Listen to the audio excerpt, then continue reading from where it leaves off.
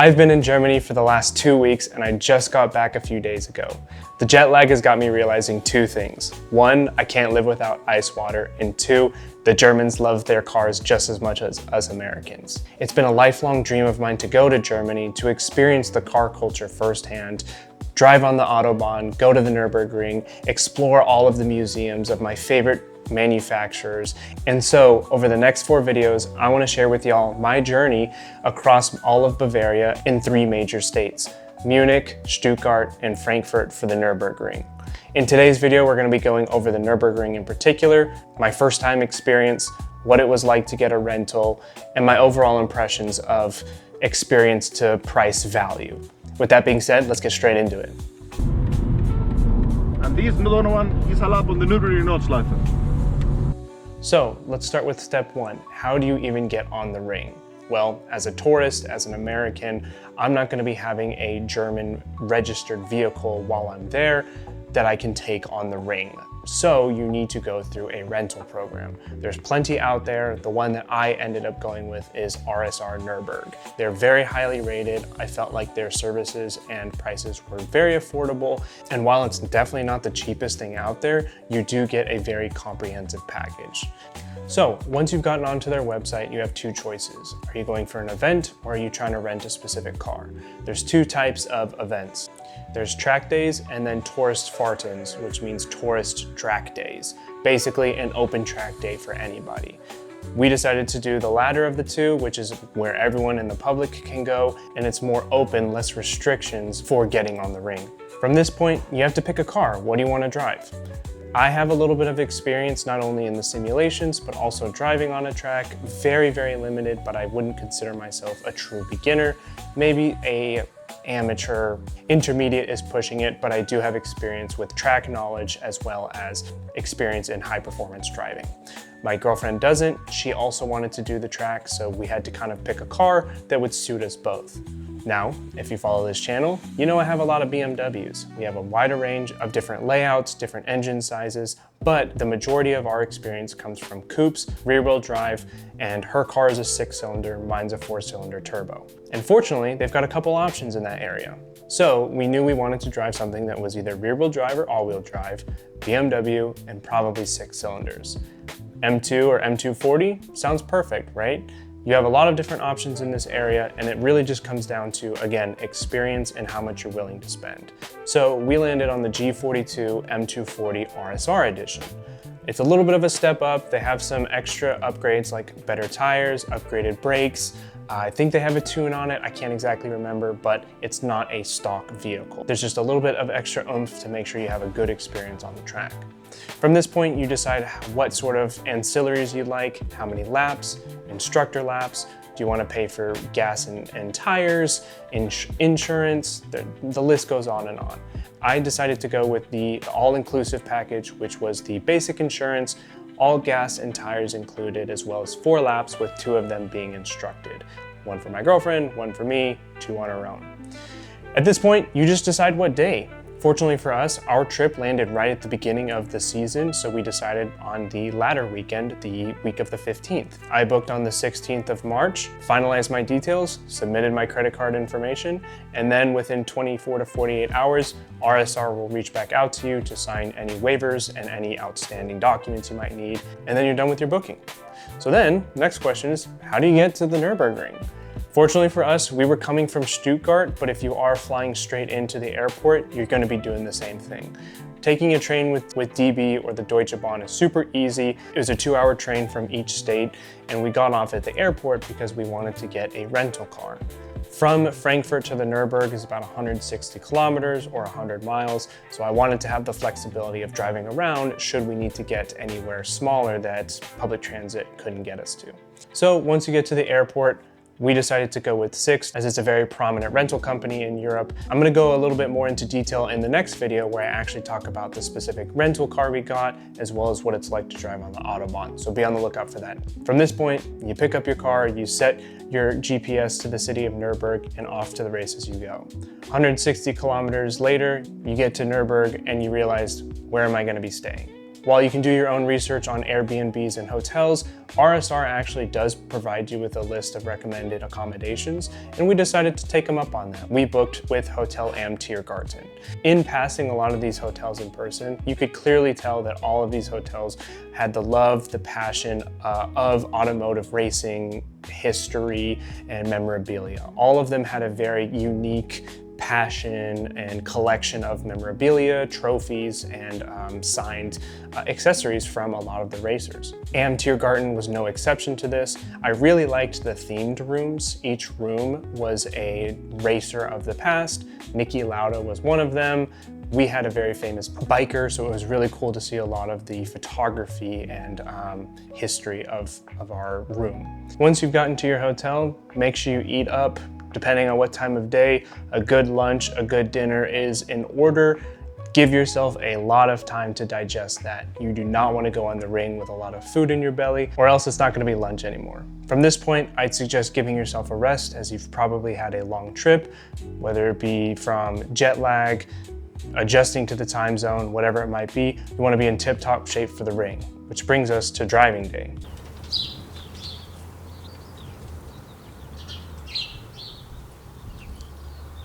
Even though our appointment was at 2 o'clock midday, we decided to go around the ring for a little bit, take a look at track conditions, weather conditions, as well as what does traffic look like. This is a huge consideration that you need to be concerned about.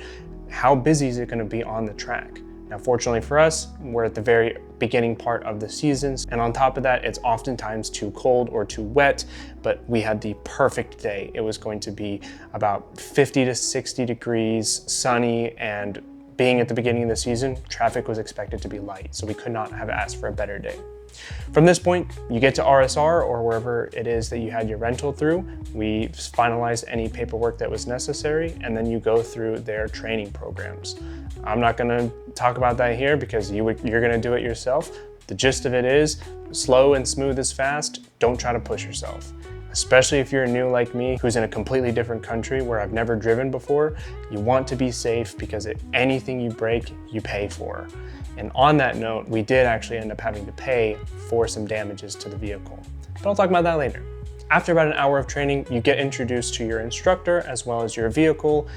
We were very fortunate enough to have Danny. Danny was absolutely phenomenal and could not recommend him enough as an instructor. He's very concise and he's very fun to be around. So if you go to RSR, ask for Danny, tell him Donovan sent you. I'd appreciate it. He or any of your instructors are gonna get you ready for the ring, get situated, you're gonna have your helmet on. It was at this point where they let me mount all the cameras. They even have mounts for GoPros on your helmet, which I thought was really nice.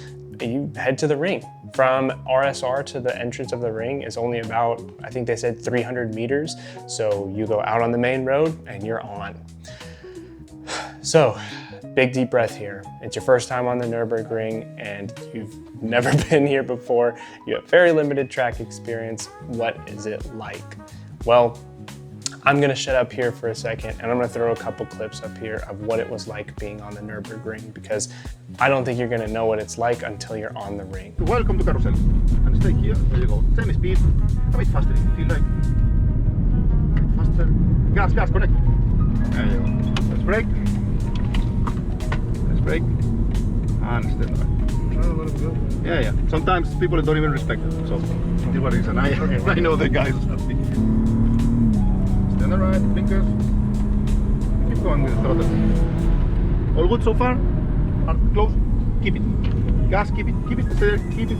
Please, perfect. Good job. Well, I passed him and then he caught back up. So Oh yeah. He must have had things It's to not do. personal. You know, sometimes it's not actually crashes, but breakdowns. Like a lot. I can't. Release. Left side. Lovely. Keep going. Brake. Forget about the car behind. Close. Connect. Brake. Brake. This gets close. Brake. There you go. Stay close. So that leads us to what was it like to drive on the Nürburgring?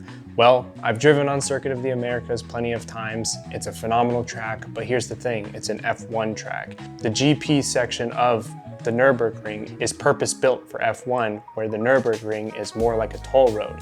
As you can see behind me, there's a reason why Nürburgring crash compilations do so well. It is extremely harrowing, it's extremely fast-paced, and people are coming behind you at lightning pace when you're just trying to focus on the road in front of you.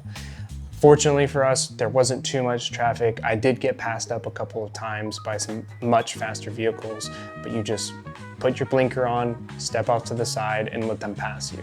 Having an instructor with you is going to be much, much easier on your psyche and allow you to have the fastest lap and safest lap possible, because they're gonna tell you exactly when to brake, when to turn, when to apply throttle, and most importantly, when not to, and when to take a step back. That's something that Danny, my instructor, was very adamant about. If you feel overwhelmed, take your foot off the throttle, slow down.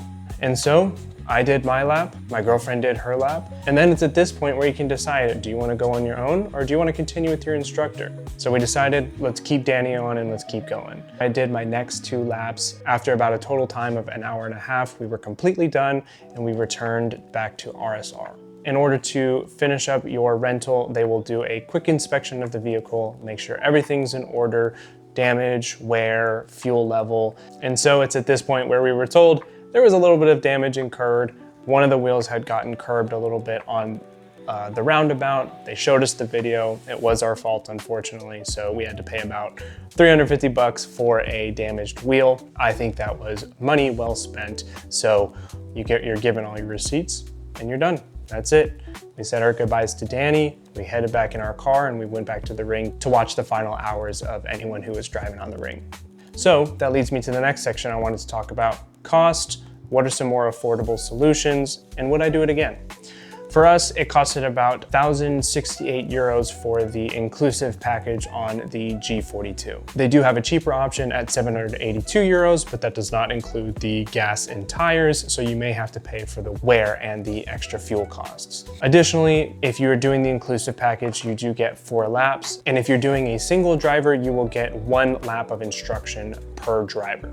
Because there were 2 drivers, 2 instruction laps. If it was just me, I would get 1 instruction lap and then 3 on my own, unless you want to pay extra for extra instruction laps. RSR charges 60 euros extra per lap. We decided to do our final 2 with Danny, so that was an extra 120 euros. All in all, this came out to about 1,500 euros with the damage. It's unfortunate. Things happen, it's on the ring, so be it. I'd much rather be damaged than a whole accident like we see, because those are a lot more costly. If you don't want to go around spending 1,000 to 1,500 euros, what are some cheaper alternatives? The first one is, do you have a friend in Germany that you can take their car on the road? If you have a friend or someone you know, or even just want to go up to somebody, ask them to hire their car, all you need is a registered vehicle on German roads with a valid TÜV to be able to go on the ring. The costs are super affordable. Depending on if you go weekdays or weekends, it's about 30 or 35 euros. And that's it. You enjoy all 13 miles of the Nürburgring. It's crazy to think that you can go on what is highly considered as one of the best tracks in the world for only 30 euros every single lap. In America, we really don't have that. Closest to me is Harris Raceway, and you have to spend about $3,000 a month to have a membership in order to drive on the track. However, that's on the cheaper side. Let's say you wanted to do a high performance track day, or you want to have a membership with one of the more prominent tracks like Circuit of the Americas. An HPDE day out there usually runs anywhere from $500 to $3,000 per event. Again, that's per event, and every single time you're incurring those costs, and that's on top of whatever it costs for your vehicle. Anything and everything with 4 wheels and an engine can go on the track. I mean, some of the funniest videos I've seen on the Nürburgring are cars that you don't expect to be there, and they are rapid. They will absolutely pass you with no hesitation. I had a bunch of people flashing their headlights at me because I understand that there's a little bit of a dislike for people in rentals, and I get it. People in your way, they're slow, you want to get them out the way. So, and that's just something that happens on the track. People have egos. So just be safe, be a little bit selfish, you know, protect yourself first and foremost, but the only thing you're paying is for the lap, unless you're like this guy and you damage someone else's vehicle, or even worse, you damage the Nürburgring, you're gonna have a lot of costs incurred. It's been an absolute dream of mine to get to the Nürburgring and to actually do this. If you had told me this 5-10 years ago that I would be in Germany driving on the Nürburgring, I wouldn't have believed you. I cannot be appreciative enough of the fact that I was able to be in a position to afford to go abroad and do something that is a lifelong passion of mine, to be able to say that I've been on the Nurburgring and have a little paint transfer, have my little mark on the Nurburgring is actually a little bit of an accomplishment for me. So of course the answer is yes, of course it is worth it. What that cost is for you is the big question. As I mentioned at the beginning of this video, this is part 1 of 4, so make sure you press that subscribe button so you don't miss out when the next video is posted. And if you press here, you'll actually be taken to the playlist of the Nurburgring laps once those are posted the following week. As always, I'm your host Donovan. Thank you guys for watching Your Favorite Garage, and until next time, see you guys later.